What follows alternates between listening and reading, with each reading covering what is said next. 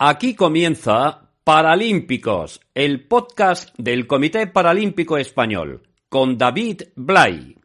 ¿Qué tal? Bienvenidos, bienvenidas a este podcast paralímpico que es histórico por muchas razones. La primera de ellas, porque es nuestra edición número 24, lo que significa que llevamos ya 2 años explicando, disfrutando y deseando compartir lo que hace especial a todos los atletas, a todas las atletas y a todas las personas que están alrededor del deporte de personas con discapacidad. Pero no solo eso, sino también se convierte en histórico por ser el primero del año 2024 y porque justo en estas fechas se ha conseguido un hito que llevaba persiguiéndose durante muchísimo tiempo, que no es otro que el cambio en la Constitución para que una palabra que nunca representó al colectivo de personas con discapacidad haya desaparecido directamente para dignificar por fin a un colectivo que, como se demuestra mes a mes en este podcast, es capaz siempre y cada día de las mayores gestas, tanto a nivel humano como deportivo. Así que empezamos el año felices por muchas razones y una de ellas además tiene que ver con que ya queda prácticamente menos de medio año para encontrarnos de nuevo 3 años después con unos Juegos Paralímpicos. Así que comenzamos con todas las cosas que tenemos por delante y afrontando ya la recta final para que todos y todas tengamos la suerte de poder llegar a los Juegos de París.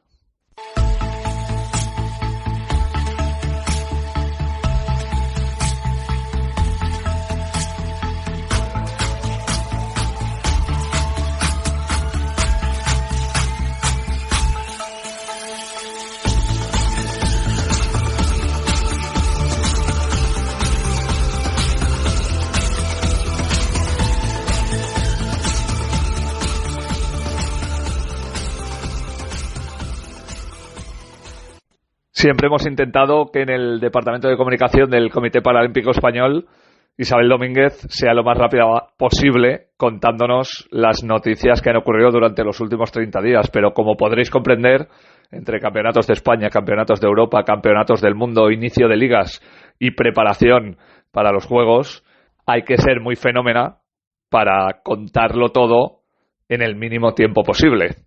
Ella lo sigue intentando y seguramente, como si de una atleta se tratara, está batiendo sus marcas. Pero obviamente, con todo lo que hay que contar, nuestro informativo rápido sigue siendo igual de rápido, pero a veces un poquito más largo. Arrancamos este año paralímpico 2024 con muchas y muy buenas noticias para el deporte paralímpico español. Vamos a por ellas. La triatleta Susana Rodríguez ha sido reconocida con el premio Reina Leticia, la máxima distinción individual de los Premios Nacionales del Deporte, que se concede por primera vez a una deportista con discapacidad. La vigente campeona paralímpica recibe esta distinción por sus éxitos en el año 2022, entre los que destacan los títulos mundial y europeo, así como varias victorias en pruebas de la Copa del Mundo y de las Series Mundiales. En el plano internacional, la temporada de ciclismo ha comenzado con 9 medallas para la selección española en la Copa del Mundo de Australia. En las carreteras de Adelaida brillaron especialmente Ricardo Ten y Damián Ramos con sendos oros en la contrarreloj. También está compitiendo al otro lado del mundo el tenista en silla Martín de la Puente. De momento suma un triunfo en el doble del Victoria Open junto al belga Joachim Gerard, mientras que en la competición individual cayó en la final ante el británico Alfie Hewitt. Las ligas domésticas también han regresado tras el parón navideño. En la de baloncesto en silla de ruedas, Amiab Albacete consolida su liderato tras una doble victoria contra Amfib de Vigo y Fundación Aliados de Valladolid. Con una sola derrota le sigue el Unión de Madrid, en tanto que Juventud ocupa el farolillo rojo sin conocer el triunfo. BUC de Barcelona avanza con paso firme en la Liga de Rugby en silla de ruedas. Está invicto con 4 victorias en otros tantos partidos, aunque aún siguen por delante Spartans de Granollers con 5 triunfos y 2 derrotas y Dragones de Sevilla con 5 y 1. Este mes ha dado comienzo la Liga Masculina de Goalball. Con 4 triunfos en otros tantos encuentros, Madrid Sur se ha convertido en el primer líder del torneo por delante de Sevilla, que es el campeón en ejercicio. Cierran la clasificación Cataluña, Alicante y Navarra con una victoria cada uno. La Fundación Iberdrola España ha hecho entrega de sus becas para deportistas paralímpicos universitarios, cuya cuantía alcanza los 5.000 euros. Los beneficiarios en el curso 2023-2024 han sido los nadadores Saray Gascón, Óscar Salguero, José Antonio Marí, Luis Huerta, David Lebec, Ariel Esrenc y Sergio Martos. Los atletas Alba García y Diego Folgado, la judoca María Manzanero, el tenista en silla Martín de la Puente, el tenista de mesa Ander Cepas y el jugador de baloncesto en silla de ruedas Pablo Lavandeira. En un año especial por la presencia de los Juegos, nos preguntamos muchas veces cómo compaginan los atletas no solo su preparación, sino también su trabajo, porque muchos de ellos y de ellas están precisamente inmersos en tareas laborales constantes mientras tienen que mirar hacia lo que va a ocurrir en el mes de agosto en Francia. Por eso cobra más importancia, si cabe, esta sección en la que Israel Íñiguez nos presenta no solo a personas extraordinarias, sino también situaciones extraordinarias que acaban convirtiéndose en gestas extraordinarias. ¿Con quién estamos? Isra, muy buenas. ¿Qué tal, David? Muy buenas. Hoy, que sé que te gusta el tema del running, te traigo a un atleta top, un deportista que ni más ni menos que ha estado en 5 Juegos Paralímpicos. Yo creo que va a estar en sus 6º, ahora me lo contará él. Y que, ha sido campeón de Europa de 5.000, campeón de Europa de 10.000 y ha rozado la medalla en unos Juegos, quizá una espinita que tenga clavada. Se trata de Gustavo Nieves. Gustavo, ¿qué tal? ¿Cómo estás? Muy buenas. Hola, buenas, ¿qué tal? Bienvenido a Podcast Paralímpicos y lo que te decía, campeón de Europa en 5.000 y 10.000 y rozando la medalla en unos Juegos. ¿Esa es una espinita que tienes clavada? Sí, claro. Siempre me hubiese gustado ganar una medalla en unos Juegos, pero bueno, se ha intentado en 5 ocasiones y por una cosa o por otra no ha sido, pero es simplemente una espina. O sea, me gustaría ganarla. Lógicamente, si estoy en París, pues se luchará por ello, pero me quedo con otras muchas cosas del deporte, los valores que da y las experiencias vividas que también suman. No todos son medallas a veces. Claro, ahora hablaremos de esos temas de valores, pero sin duda tú eres un tío de éxito en el deporte, porque no todo el mundo puede decir que es campeón de Europa. Y luego eres un tío tenaz, porque lo ponías en condicional, porque hay que ser un poco prudente de sí, estoy en París, pero conociéndote yo creo que te vamos a ver allí, ¿no? Sí, yo pondré por mi parte lo que sea, ya en los criterios del IPC yo creo que los cumplo porque ahí dan plaza por ranking a los 6 primeros y ahora mismo estoy 6º y bueno, y falto por competir yo otra vez, que tengo pensado participar en una maratón ahora en primavera y por mi parte pondré todo lo que sea por estar ahí. Son 3 años en los que desde Tokio que entrené bastante bien, sobre todo que es uno de mis hándicaps sin lesiones. Y tiene que salir el trabajo por algún lado. Ya sabes que en esta sección hablamos más allá de lo meramente deportivo, pero obviamente teníamos que hacer mención a ello. Y casualmente estos días atrás hemos tenido la oportunidad de tener un acto con respecto a la entrega de las becas Fundación Iberdrola a diferentes atletas y deportistas del Plan ADOB, ¿no? Y yo quería incidir contigo, que eres ni más ni menos que ingeniero de minas, la importancia que tiene para los deportistas compaginar durante tu etapa profesional lo que es el deporte con la formación. En nuestro caso, hace 10 años o 15 años era más fácil o más necesario porque no estaba tan profesionalizado el deporte paralímpico como está ahora. Ahora entiendo que es muy fácil para los chavales que están destacando, pues que consiguen una buena beca, buenas ayudas por parte de sus comunidades autónomas o otros patrocinadores y pueden estar teniendo muchos ingresos, pero eso se acaba.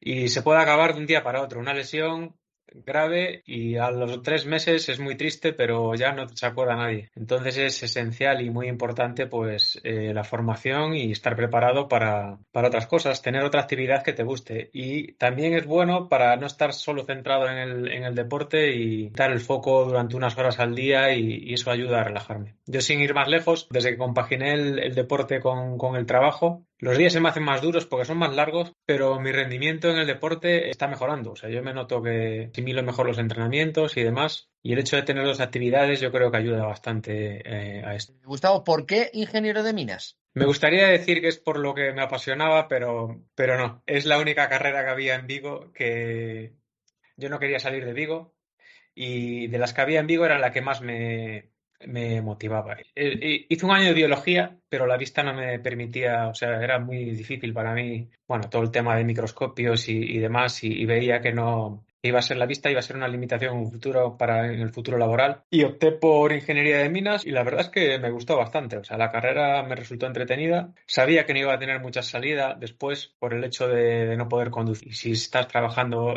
en minería directamente o relacionado, pues una de las cosas, un coche es esencial, ¿sabes? Me gustó la carrera y tener un título de ingeniería superior, pues a lo mejor no acabas trabajando en ingeniería, pero te abre las puertas para el mundo laboral. Y luego tú has sido muy constante, has buscado tu hueco dentro del mercado laboral, también te formaste en tema de gestión de riesgos y seguros y precisamente ese es en ese sector, en el de seguros, donde trabajas ahora en Ilunion. Ya llevo en Ilunion 6 años. Me dieron la oportunidad de entrar en la correduría, yo no tenía ni idea de seguros y la verdad es que me enganchó bastante. Empecé trabajando con asociaciones y también tenía una labor de ayudar de alguna manera en el asesoramiento a asociaciones de discapacidad, del tercer sector. Ahora estoy llevando más bien tema de empresas, hemos abierto un área nueva y estoy estoy muy contento en Ilunion. Y por supuesto que lo que más les agradezco es que me dejan compaginarlo o sea, me dan facilidades para compaginarlo con el deporte. Pues ojalá que ese trabajo tenga toda la recompensa y quién sabe si llega esa primera medalla paralímpica que desde luego mereces, Gustavo. Muchas gracias por estar con nosotros y lo dicho, a seguir trabajando duro que el premio llegará. Gracias a vosotros.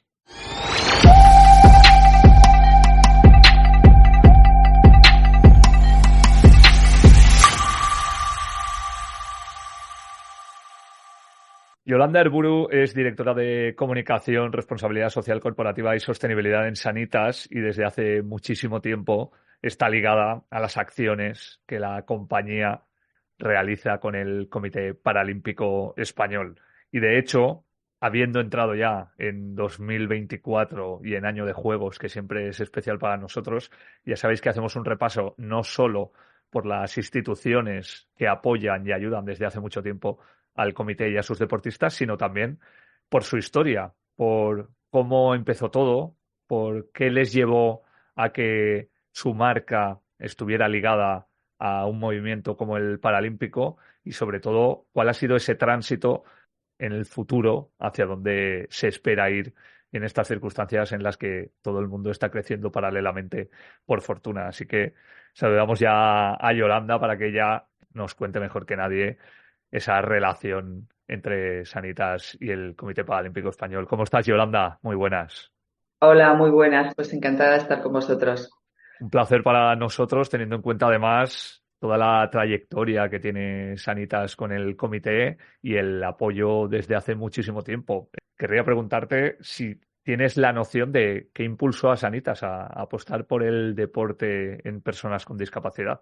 Yo creo que desde hace ya más de 2 décadas Sanitas ha estado ligada al deporte. El deporte para Sanitas es sinónimo de salud y es una herramienta muy útil para comunicar todos los aspectos que tienen que ver con la prevención, con la calidad de vida y con la energía, el optimismo y la vitalidad que aporta el deporte, ¿no?, a las personas. Y veníamos de trabajar en el fútbol y el segundo ámbito en el que pusimos nuestros ojos fue el deporte paralímpico. Esto ocurrió en 2008, que fue cuando hicimos el primer acuerdo de patrocinio del Comité Paralímpico Español.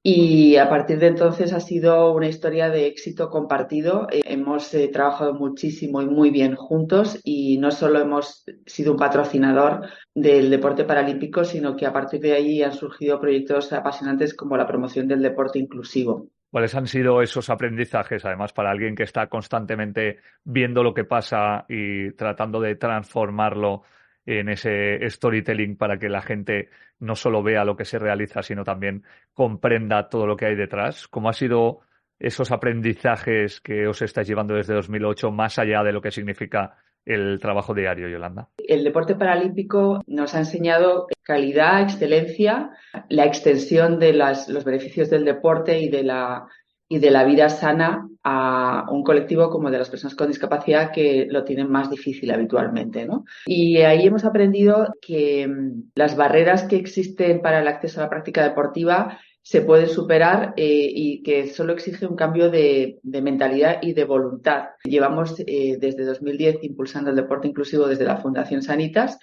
Ahí tenemos una cátedra en la Facultad de Ciencias de la Actividad Física y el Deporte en la Universidad Politécnica de Madrid. Y ahí hay un grupo de investigadores y de académicos que investigan sobre la inclusión en el deporte, sobre ese fenómeno, sobre cómo debe hacerse correctamente y que asesoran al Consejo Superior de Deportes y al propio Comité Paralímpico, etcétera, y a nosotros. Y hemos desarrollado todo un programa de formación de educación física en la escuela inclusiva y ahí aspiramos a formar a las nuevas generaciones en esa nueva realidad, que el deporte es para todos, que el deporte inclusivo es una realidad y que nos ayuda a todos como sociedad a hacer una sociedad más abierta. Siempre que hablamos con las empresas que se han vinculado al Comité Paralímpico en los últimos años, nos hablan no solo de esa transversalidad entre los objetivos que había al inicio, sino de las experiencias que acaban viviendo casi dentro de lo que es el propio deporte con discapacidad. Como tú ya nos ibas contando, pero sobre todo también por las experiencias propias que habéis podido vivir, que os han aportado los deportistas paralímpicos en base a todo lo que vuestro departamento y el resto del departamento de Sanitas han podido realizar de forma integrada. Bueno, lo primero que tengo que decir es que todos los empleados de Sanitas son fans absolutos del equipo paralímpico español. Sus participaciones en los Juegos se siguen de manera apasionada. Hay porras, hay un conteo diario de medallas y de récords y de éxitos. El deporte para una organización empresarial lo que aporta es la capacidad que tienen los deportistas de visualizar una meta y trabajar sin descanso hasta conseguirlo. Entonces, esa visualización de un objetivo claro y de cómo lograr perseverar para conseguirlo es muy útil para las organizaciones, ¿no? Y luego la resiliencia, es decir, cuando las cosas no van bien, cuando no se alcanza ese éxito, cuando hay una lesión, hay que recomponerse y hay que perseverar en el intento, ¿no? Eso también es muy útil para los equipos. Fíjate que cada vez habláis más de inclusión y prácticamente las barreras se empiezan a romper no solo en el deporte, sino en la vida diaria y obviamente eso también incluye la medicina. Por eso queríamos cerrar con la opinión de una experta que nos habla desde el día a día de una compañía como Sanitas y es hacia dónde va esa medicina del futuro en el ámbito del deporte y la discapacidad, no solo para los deportistas y las deportistas que están ahora mismo en el Comité Paralímpico como profesionales, sino para niños y niñas, padres o madres que van a poder aprovecharse de ella en el futuro y, por suerte, van a tener una vida mucho mejor de la que, por ejemplo, se ha podido tener en los últimos años.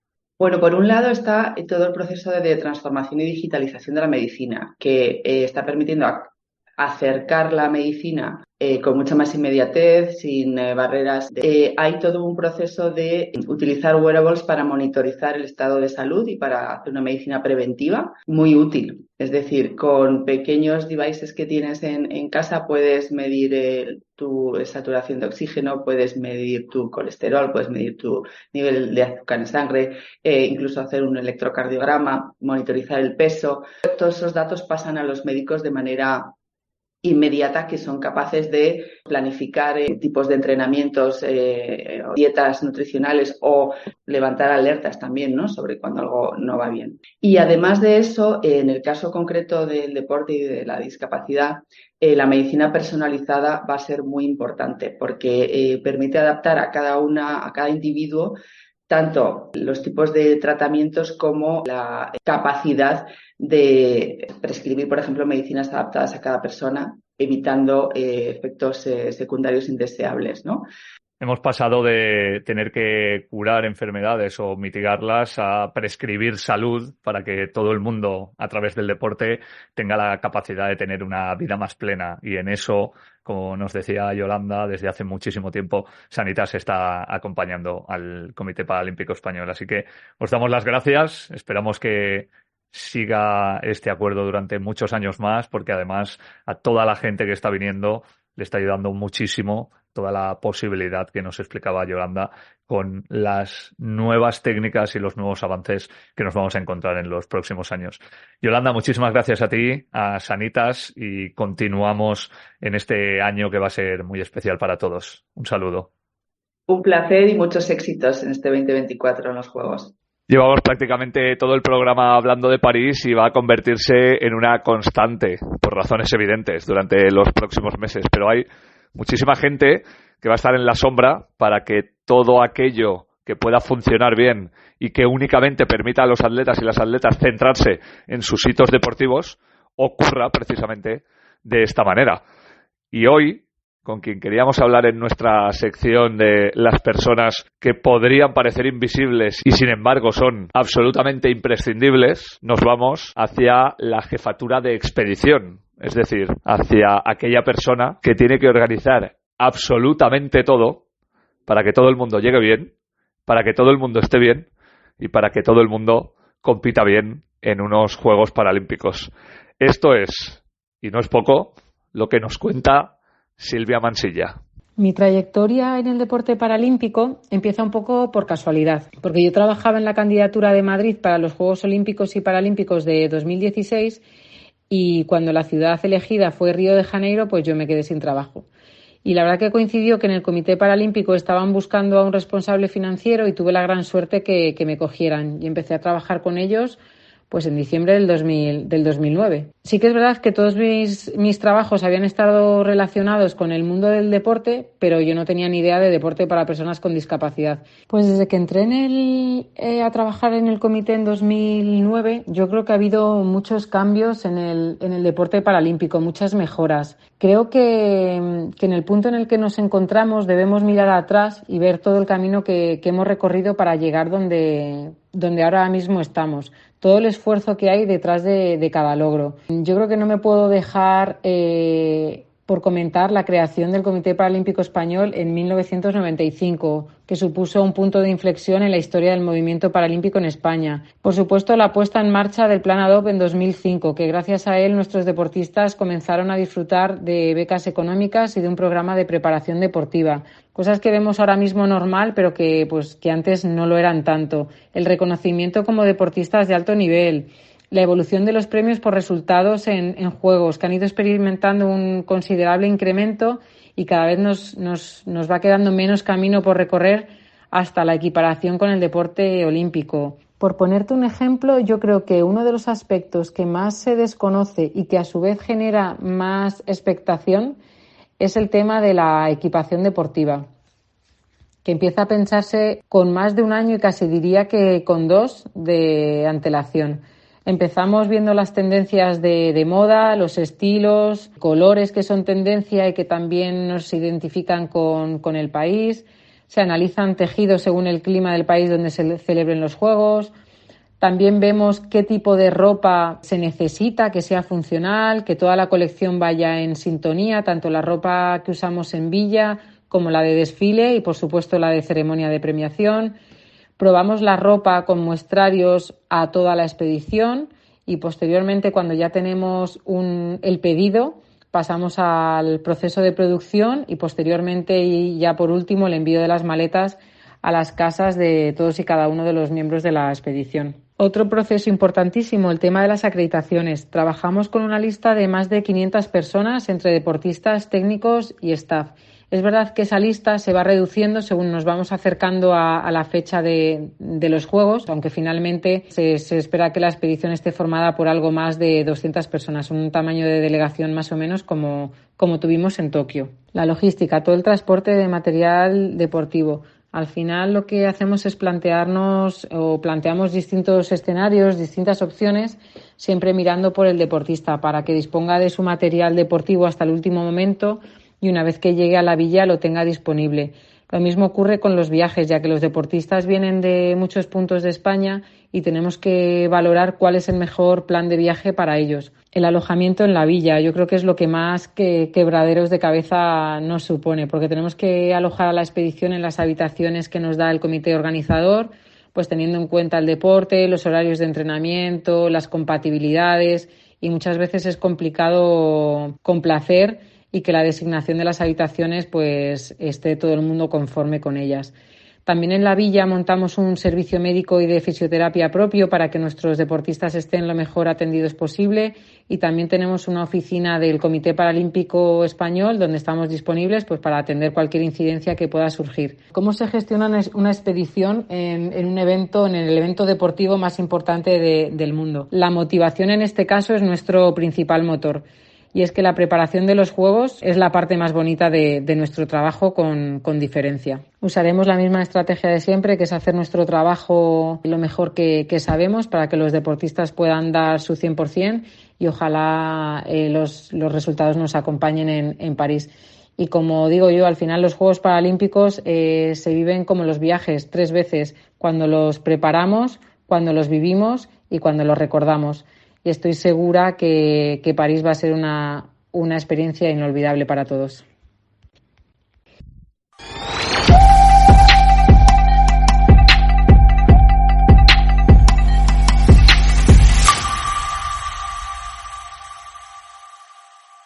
Siempre cerramos este podcast oficial del Comité Paralímpico Español con el testimonio de aquellas personas que no solo han contribuido a que el movimiento paralímpico esté creciendo de forma inusitada, sino también que tienen mucho que contar sobre lo que eran los inicios y, sobre todo, cómo está derivando a nivel deportivo, pero también a nivel tecnológico, lo que prácticamente se convierte en algo imparable, que es la evolución de este deporte para personas con discapacidad. Y para ello siempre nos vamos a la Dirección de Comunicación del Comité Paralímpico Español para que su jefe de prensa, su director de comunicación, Luis Leardi, nos presente al extraordinario perfil, porque siempre la calificación va a ser esa, extraordinario perfil que tenemos la suerte de escuchar en este mes.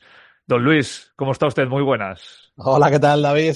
Pues hoy vamos a hablar de esquí, de deportes de invierno, y lo vamos a hacer con una figura clave en los éxitos que este deporte paralímpico cosechó en la primera década y media del presente siglo XXI. Es Silvana Mestre, a quien ya saludamos. ¿Qué tal, Silvana? Buenos días, ¿qué tal? Pues hace unos meses, en octubre del 23, el presidente del Consejo Superior de Deportes se desplazaba a Barcelona para hacer entrega allí a Silvana de la medalla de plata de la Real Orden al Mérito Deportivo, con el que se reconocía su dilatada trayectoria. Pues tras su experiencia como corredora de esquí en el equipo nacional, Mestre se introdujo en el deporte paralímpico ejerciendo como guía y entrenadora para atletas con ceguera. A partir de ahí ha ejercido como seleccionadora nacional del equipo paralímpico de esquí alpino en la dirección técnica de la Federación Española de Deportes para Ciegos durante más de una década, entre el 98 y el 2010, que fue precisamente la época más exitosa de esta selección. 15 medallas en los Juegos Paralímpicos, 30 en campeonatos mundiales, de la mano de nombres como Eric Villalón, John Santacana, Miguel Galindo, el guía de John, o Gabriel Gorce. ¿Qué balance haces de toda esta etapa, Silvana? Tuve la gran suerte de conocer el deporte paralímpico gracias a un periodista, a Toti Rosselló, que fue a hacer una entrevista en los Alpes al equipo paralímpico español y me invitó a asistir porque dijo que eso era para mí. ¿Y cuánta razón tuvo? He sido una entrenadora de esquí y lo que hice fue aportar lo que se hacía dentro del mundo del esquí, del entrenamiento, al mundo paralímpico, al paradeporte, que hacía mucha falta hacer esto, porque mucha gente había ayudado, pero realmente hace falta conocer mucho más lo que significa las diferentes discapacidades y el movimiento que pueden tener con las capacidades que tienen dentro de su discapacidad. Precisamente empezaste haciendo de guía también, bueno, y me imagino que basaste mucha de tu actividad en eso, en el papel de los guías. ¿Qué papel juega el guía en el deporte, con un deporte como el esquí, el esquí para ciegos? Yo cuando entré dentro del mundo paralímpico, Luis, lo que me di cuenta es que había una pequeña confusión en los términos. Una cosa es la persona que acompaña a un atleta al puesto donde va a competir, y otra cosa es el guía que practica el deporte con el atleta.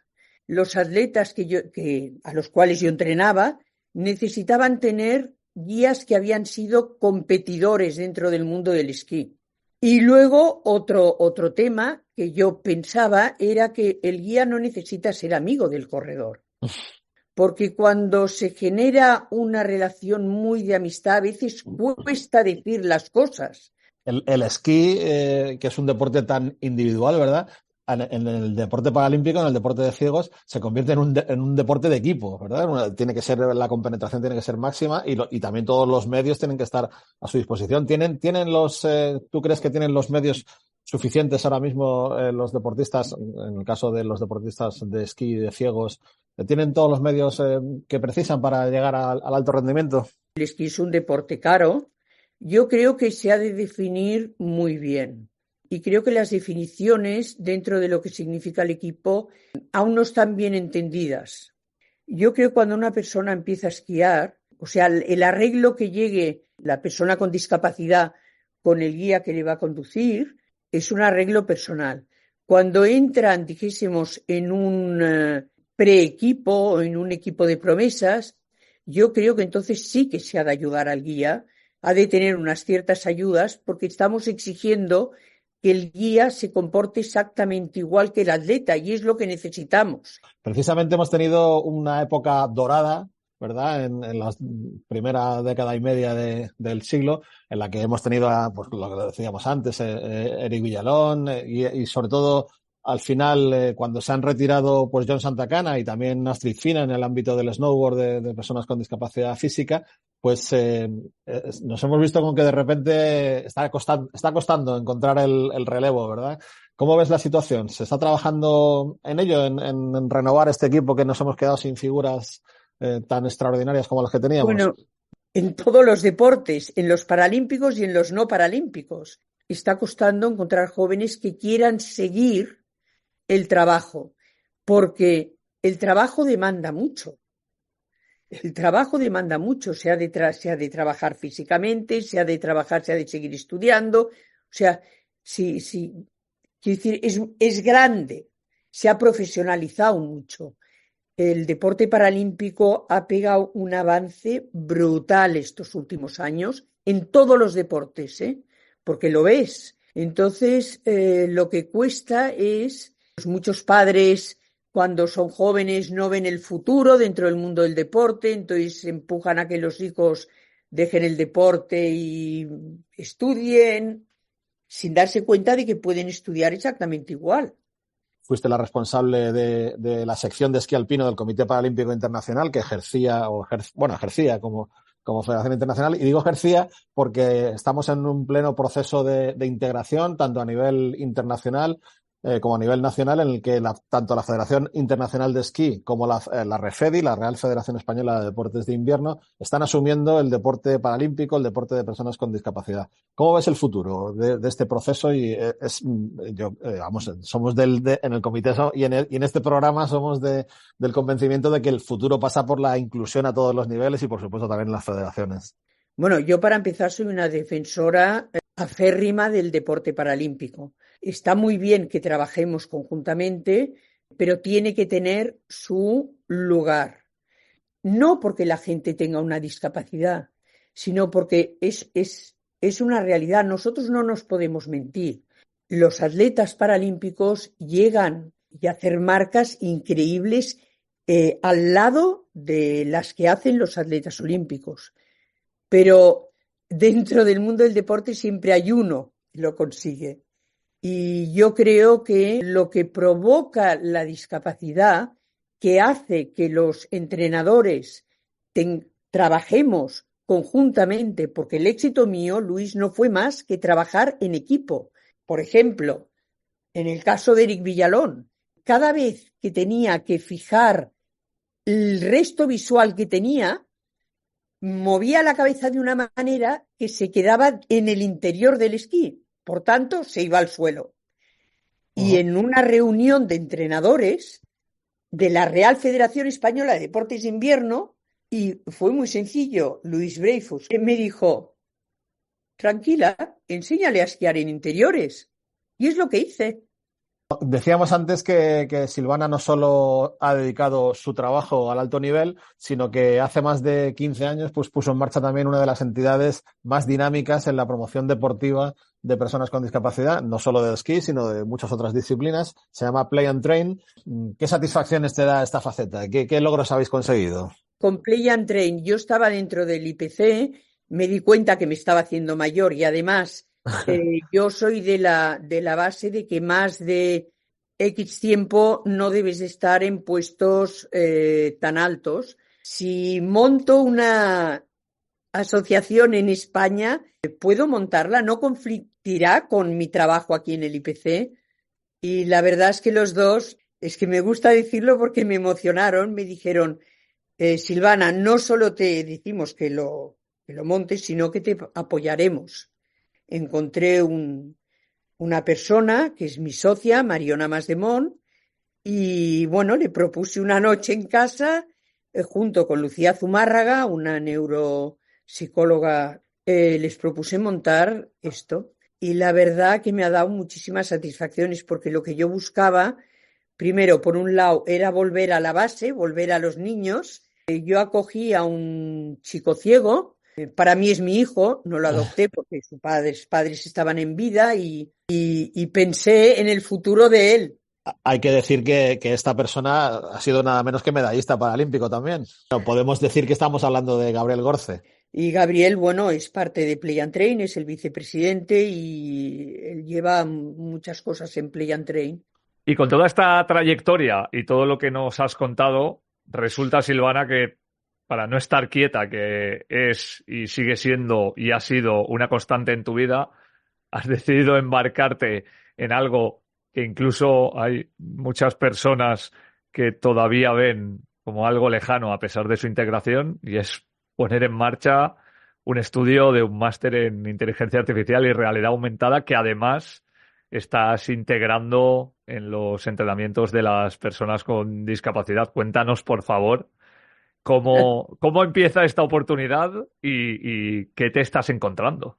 A ver, cuando yo estudié para ser entrenadora, a mí me obligaron. Yo tuve que estudiar anatomía, fisiología, y yo creo que hace mucha falta que dentro del mundo paralímpico, y cada vez está pasando más, entren entrenadores que están realmente formados, porque, por ejemplo, la termorregulación en una persona con discapacidad es muy diferente a la que tiene una persona sin discapacidad. Pues en el fondo se congelaban los pies de los atletas. Si eres parapléjico no notas que te congelas.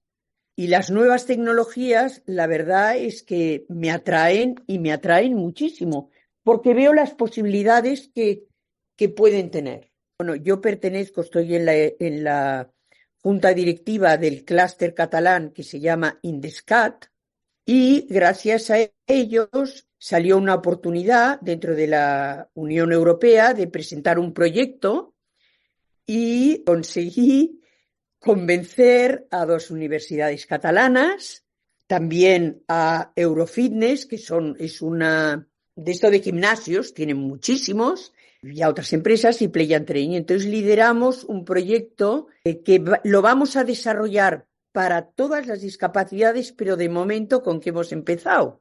Con la discapacidad visual. Entonces queríamos hacer inteligencia artificial y realidad aumentada. Empezamos por la realidad aumentada. Ahora estamos grabando, porque va a ser una formación que se va a hacer online. De hecho, ya la hemos vendido a México, a otros países. Y realmente lo que te das cuenta es que nunca te puedes poner en el lugar de una persona con discapacidad, pero gracias a estas ayudas técnicas puedes llegar a sentir cómo ellos ven el campo de juego, cómo ellos, con los colores que hay, cuando yo pongo el rojo con verde de fondo, se pierde la puerta que es roja. Esto nos pasó en Salt Lake City. Tú te das cuenta de lo que ellos perciben y entonces esto te ayuda a que tú puedas entrenarles de una manera que puedan superar este problema. Luis, siempre hemos hablado de cómo ha avanzado el mundo paralímpico con respecto a las personas que tenemos la suerte de entrevistar en esta sección en los últimos años y acabamos de entrar en una nueva dimensión de la mano de Silvana. Sí, yo creo que es una nueva era, efectivamente, pero bueno, echando la vista atrás, sacamos muchas conclusiones para el futuro y gracias a la experiencia de personas como Silvana, pues seguro que el deporte paralímpico le queda mucho por desarrollar en el futuro. Así que muchísimas gracias por tu tiempo, Silvana. Ha sido un verdadero placer compartir este ratito contigo. Muchísimas gracias por pensar en mí. Muchas gracias, Silvana. Un saludo. Dios, David.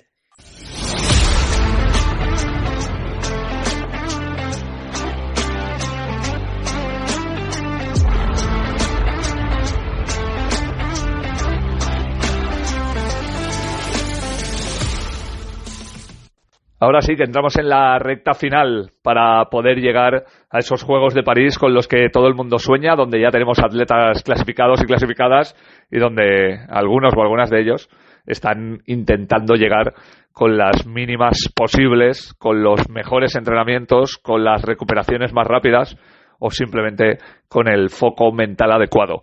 Ese será uno de los muchos ejes que vayamos contando durante los próximos meses en este podcast del Comité Paralímpico Español, que después de 2 años continúa dando voz a todas las personas extraordinarias con las que tenemos la suerte de trabajar.